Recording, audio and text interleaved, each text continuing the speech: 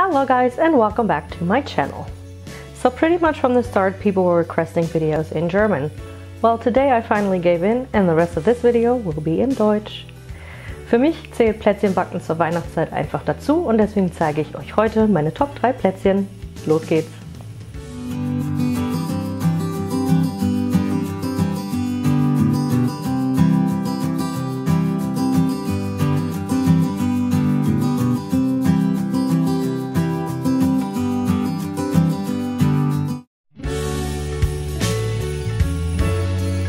Und das hier sind die Zutaten. Du brauchst Lebkuchengewürz, etwas Milch, Salz und Backpulver, brauner Zucker, etwas weiche Butter. Außerdem brauchst du hellen Zuckerrübensirup, Mehl und ein Ei und gesiebten Puderzucker. Als allererstes vermengen wir alle trockenen Zutaten miteinander. Dazu nehme ich das Lebkuchengewürz, gebe es in die Schüssel mit dem Mehl und dann das Salz und das Backpulver kommen da ebenfalls rein und dann das Ganze mit einem Schneebesen verrühren.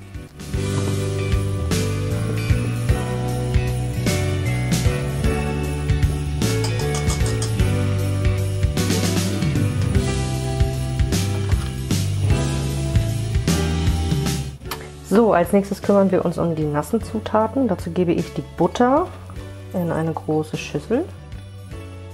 Dann gebe ich den braunen Zucker mit in die Schüssel und schlage das Ganze mit meinem Handmixer schön fluffig auf.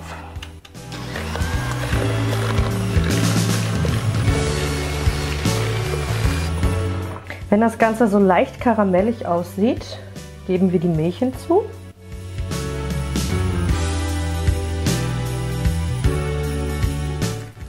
Das Ei und den Zuckerrübensirup mit in die Schüssel und dann wird das Ganze nochmal für circa 1 Minute aufgeschlagen. Seien wir doch mal ehrlich, das sieht doch aus wie flüssiges Gold, oder?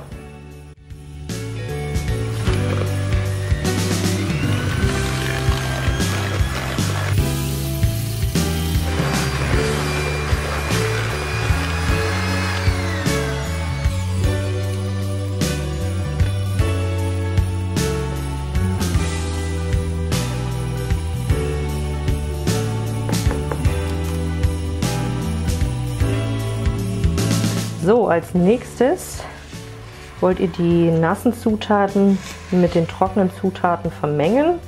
Und das Ganze machen wir immer in kleinen Portionchen. Macht alles ein bisschen einfacher.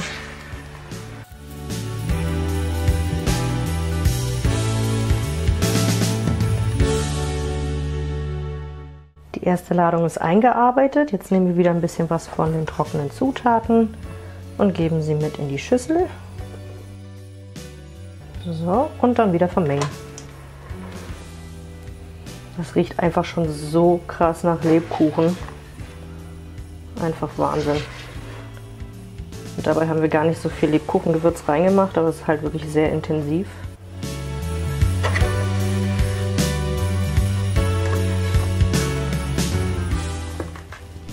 So oder so ähnlich sollte der fertige Teig dann jetzt aussehen. Schnapp dir deine Frischhaltefolie. So, und schneide ein Stück ab.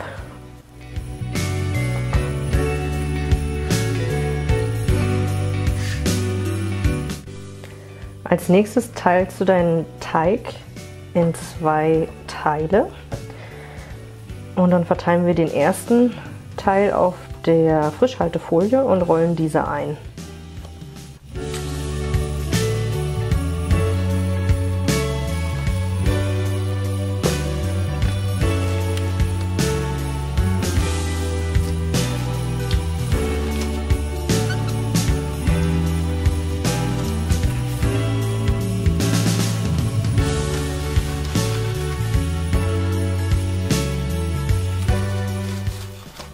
Jetzt schnapp dir deine Teigrollen und lege sie für 2 Stunden in den Kühlschrank. So, die 2 Stunden sind vorbei. Ich habe jetzt die erste Rolle aus dem Kühlschrank geholt. Wir müssen sie jetzt in Scheiben schneiden.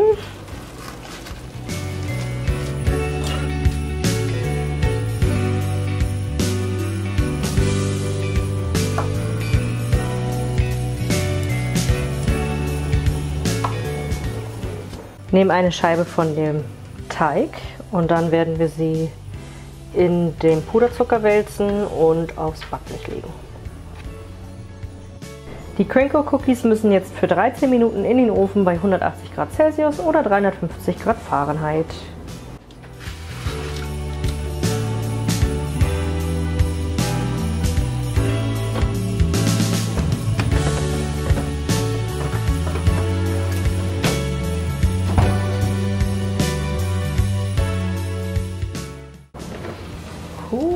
Sehen die nicht gut aus.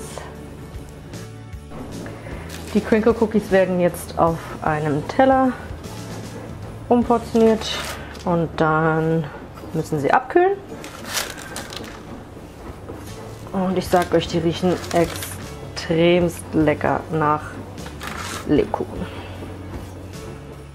Und hier sind meine Lebkuchen Crinkle Cookies. Ich hoffe, sie schmecken euch. Für unsere Zimtsterne brauchen wir einmal gesiebten Puderzucker, Eiweiß, gemahlene Mandeln und selbstverständlich Zimt.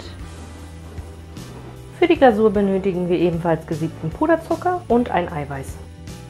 Als allererstes nehmen wir unser Eiweiß, geben es in eine Rührschüssel und schlagen es auf.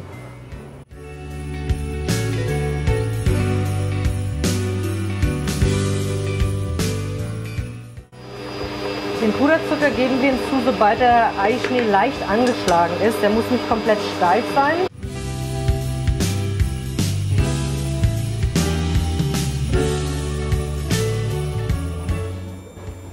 Als nächstes vermengen wir die gemahlenen Mandeln mit dem Zimt in einer separaten Schüssel.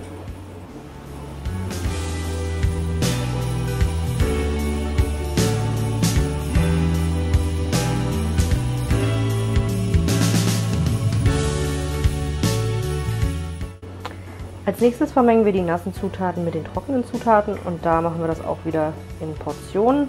Ganz einfach unterheben, bis daraus ein schöner Teig entsteht.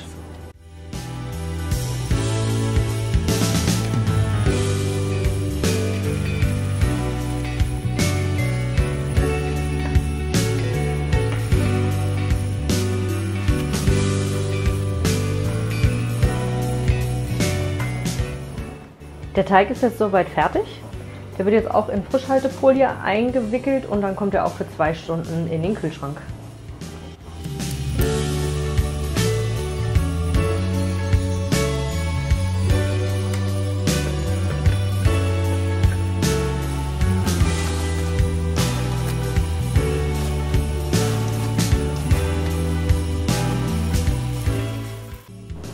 So, auch hier sind die 2 Stunden vorbei.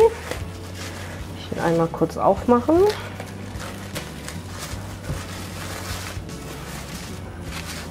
So, dann verteile ich ein bisschen Puderzucker auf meine Arbeitsfläche.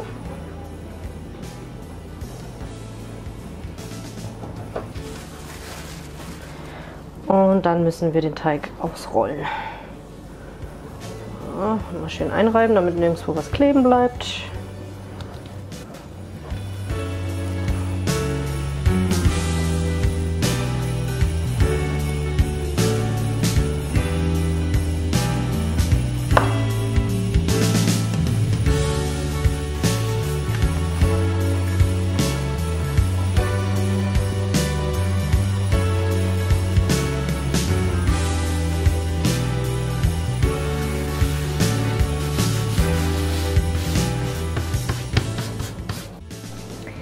Dann nehmen wir uns einen Keksausstecher in Sternform und stechen die Sterne aus.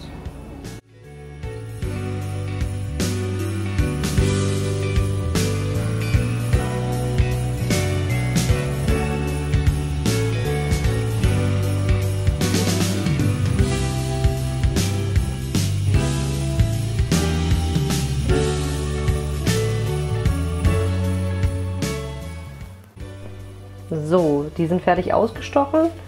Dann kommen sie auf ein Backblech mit Backpapier.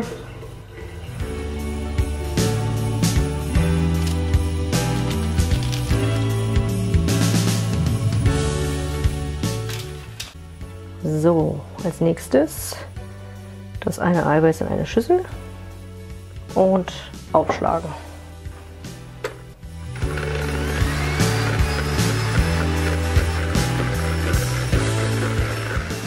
So, das Eiweiß ist angeschlagen. Jetzt gebe ich ein bisschen von dem Puderzucker hinzu.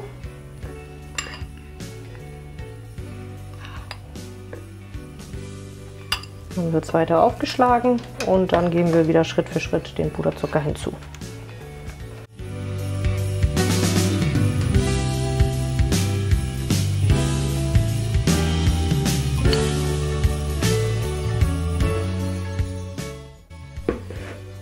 Bevor wir unsere Zimtsteine jetzt in den Ofen schieben können, müssen wir sie noch mit unserer Eiweiß-Puderzuckermasse bepinseln.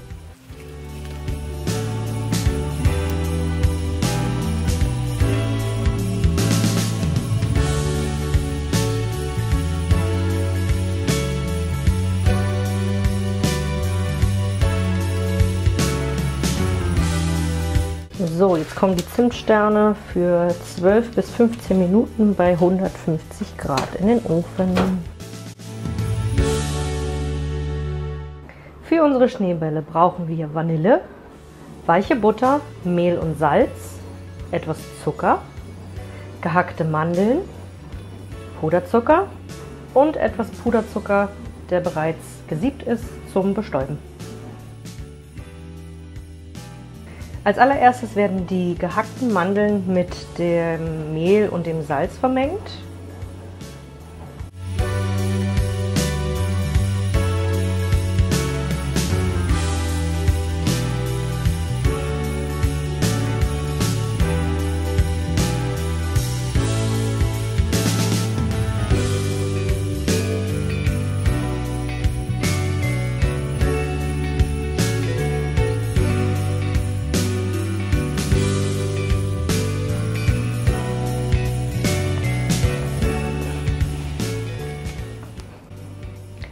So, jetzt ist die Zeit gekommen, den Ofen vorzuheizen und das Ganze passiert bei 180 Grad Celsius oder 350 Grad Fahrenheit.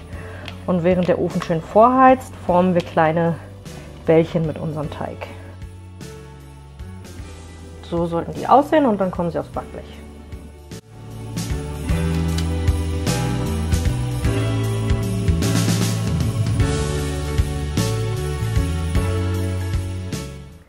So, die Schneebälle gehen jetzt für ca. 12 Minuten in den Ofen.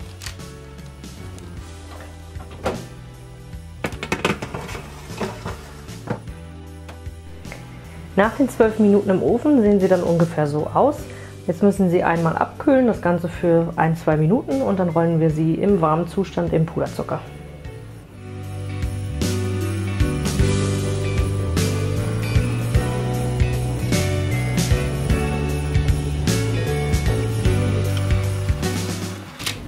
Nach der ersten Schicht Puderzucker lassen wir die Schneebälle jetzt komplett abkühlen und danach werden sie erneut in Puderzucker gewälzt. So, die Schneebälle sind abgekühlt und jetzt werden wir sie erneut in Puderzucker wälzen.